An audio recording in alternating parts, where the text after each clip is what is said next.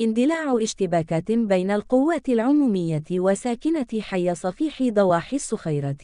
اندلعت اليوم اشتباكات بين القوات العمومية وعشرات المتظاهرين من ساكنة دور أم حيجر بضواحي الصخيرات على خلفية تنظيم مسيرة احتجاجية للمطالبة ببقع أرضية وفق اتفاق تم التوقيع عليه بشكل رسمي سنة 2004 لإعادة إيواء قاطني دور الصفيح.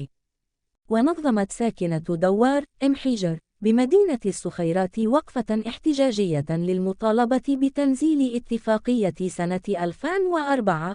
المتعلقة بتتمة الشطر الثاني من مشروع إعادة إيواء قاطني دوار الجديد دون رخصة، ممن اضطر السلطات العمومية للتدخل لمنع الوقفة للتحول إلى اشتباكات ورشق عناصر الأمن بالحجارة. وخرج سكان دور حيجر إلى الاحتجاج للتنديد تنصل الجهات المختصة من الاتفاقية سالفة الذكر، والتي تتيح 483 أسرة حسب آخر إحصاء حق الاستفادة من بقع أرضية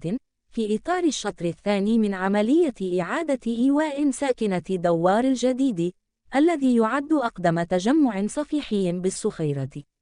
وتفاجأت الساكنة